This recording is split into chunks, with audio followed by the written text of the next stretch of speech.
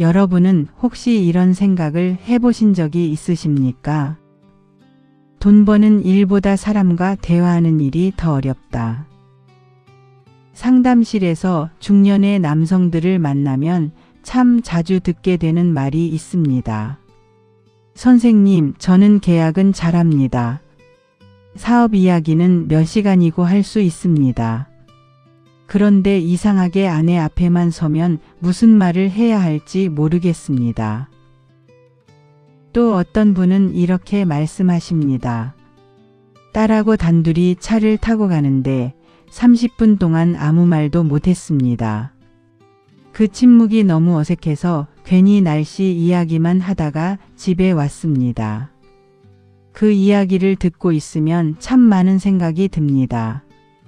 우리는 평생 돈 버는 방법은 배웠습니다. 일하는 방법도 배웠습니다. 성공하는 방법도 배웠습니다. 하지만 정작 사람의 마음을 얻는 대화는 누구에게도 제대로 배운 적이 없습니다. 그래서 나이가 들수록 말이 점점 줄어듭니다. 말이 없어서가 아닙니다. 무슨 말을 해야 할지 모르기 때문입니다. 혹시 실수할까봐, 혹시 어색해질까봐, 혹시 괜한 말을 했다가 관계가 멀어질까봐 결국 안전한 침묵을 선택하게 됩니다. 하지만 안타깝게도 사람과 사람 사이를 멀어지게 만드는 것은 틀린 말보다 아무 말도 하지 않는 침묵일 때가 더 많습니다. 상담을 오래 하면서 저는 한 가지를 분명히 알게 되었습니다. 대화를 잘하는 사람은 말을 많이 하는 사람이 아닙니다. 상대가 이 사람과 있으면 참 편하다. 이런 감정을 느끼게 만드는 사람입니다. 오늘은 말주변이 없어도 괜찮습니다. 유머가 없어도 괜찮습니다. 사람의 마음을 자연스럽게 여는 심리학의 대화 원리를 여러분과 함께 이야기해 보겠습니다. 첫 번째, 사람은 자기 이야기를 들어주는 사람을 좋아합니다. 많은 남성들이 대화를 시작하면 자신을 증명하려고 합니다. 내가 얼마나 열심히 살아왔는지, 무슨 일을 하는지, 얼마나 많은 경험이 있는지. 물론 그것도 나쁜 일은 아닙니다. 하지만 사람의 마음은 설명으로 열리지 않습니다. 관심으로 열립니다. 심리학에서는 사람에게는 자기 표현의 욕구가 있다고 말합니다. 누구나 자신의 이야기를 하고 싶어 합니다. 하지만 현실은 어떨까요? 대부분의 사람들은 듣기보다 말하려고 합니다. 상대의 말을 기다리는 것이 아니라 내 차례를 기다립니다. 그래서 진심으로 들어주는 사람을 만나면 그것만으로도 마음이 열립니다. 한번 생각해 보십시오. 오랜만에 아는 분을 만났는데 그분이 이렇게 묻습니다. 요즘 어떻게 지내세요? 이 질문은 흔합니다. 하지만 이어서 전에 시작하셨던 그 취미는 계속하고 계세요. 그 일을 시작하고 가장 행복했던 순간은 언제였어요? 이렇게 물어준다면 어떨까요? 순간 우리는 느낍니다. 이 사람이 나에게 관심이 있구나. 그 감정 하나가 사람을 움직입니다. 좋은 질문은 좋은 대답을 만드는 것뿐만 아니라 좋은 관계를 만듭니다. 상대를 감동시키는 사람은 말을 잘하는 사람이 아니라 질문을 잘하는 사람입니다. 두 번째, 사람은 나를 즐겁게 했던 사람을 오래 기억합니다. 혹시 이런 경험이 있으십니까?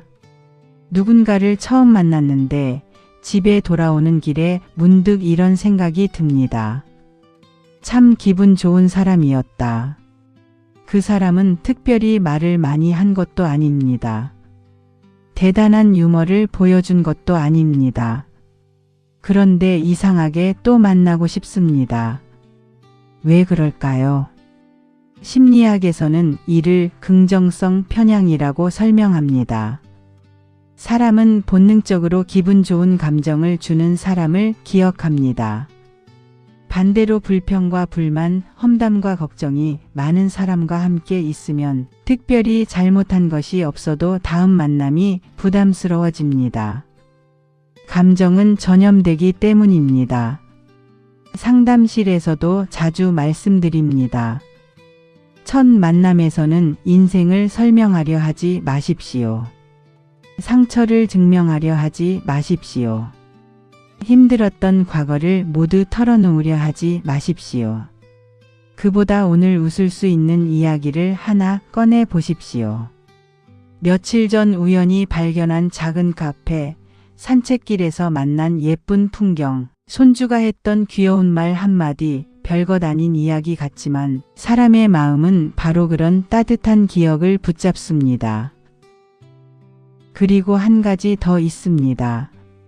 칭찬은 아끼지 마십시오. 하지만 과장된 칭찬은 금방 들통이 납니다. 진심이 담긴 한마디면 충분합니다. 오늘 함께해서 참 편했습니다. 이야기를 듣는 내내 많이 배웠습니다. 덕분에 기분 좋은 하루였습니다. 이런 말은 상대방의 마음속에 오래 남습니다. 사람은 무슨 말을 들었는지는 잊어도 어떤 기분을 느꼈는지는 오래 기억합니다. 세 번째, 사람은 닮은 사람에게 마음이 갑니다. 사람 사이에는 참 신기한 법칙이 하나 있습니다. 처음 만났는데도 왠지 편한 사람이 있습니다. 반대로 아무 이유도 없는데 계속 어색한 사람도 있습니다. 왜 그럴까요? 심리학에서는 이것을 유사성의 원칙이라고 말합니다. 사람은 자신과 닮은 사람에게 본능적으로 안정감을 느낍니다. 꼭 취미가 같아야 하는 것은 아닙니다. 같은 음악을 좋아하지 않아도 됩니다. 같은 운동을 하지 않아도 괜찮습니다. 더 중요한 것은 세상을 바라보는 마음입니다. 예를 들어 상대가 이렇게 말합니다. 요즘 부모님이 많이 편찮으셔서 마음이 무겁습니다. 그때 아이고 힘드시겠네요. 여기서 끝내지 마십시오. 잠시 생각한 뒤 이렇게 말해 보십시오. 저도 몇 년 전 부모님을 모시면서 같은 마음이었습니다. 그 시간을 지나고 보니 옆에 있어 드린 것만으로도 후회가 적더군요. 이 한마디는 정보가 아닙니다. 공감입니다. 사람은 공감 속에서 가장 깊은 연결을 느낍니다. 또 어떤 사람은 책을 좋아합니다. 어떤 사람은 여행을 좋아합니다. 어떤 사람은 커피 한 잔을 좋아합니다. 그 작은 공통점을 발견했을 때 그냥 지나치지 마십시오. 저도 그 작가 정말 좋아합니다. 저도 그 동네에 가봤는데 참 좋더군요. 이렇게 작은 연결 하나가 어느새 오래가는 인연으로 이어지기도 합니다. 사람은 같은 생각을 하는 사람보다 같은 마음을 가진 사람에게 더 끌립니다. 오늘은 사람의 마음을 얻는 세 가지 대화의 원리를 함께 살펴보았습니다. 첫째, 말을 잘하려고 하지 말고 좋은 질문을 하십시오.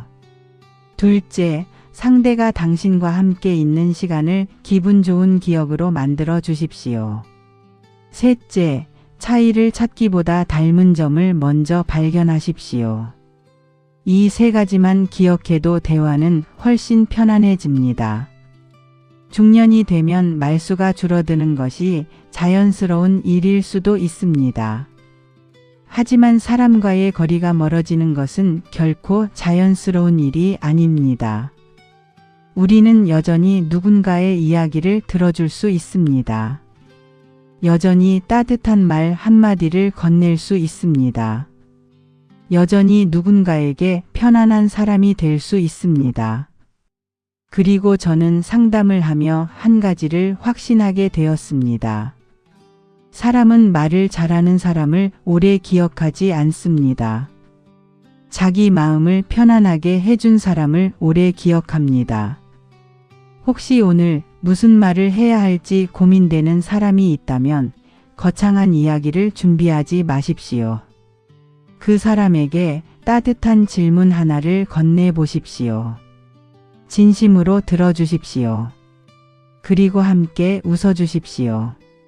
어쩌면 그 짧은 대화 하나가 평생 이어질 인연의 시작이 될지도 모릅니다.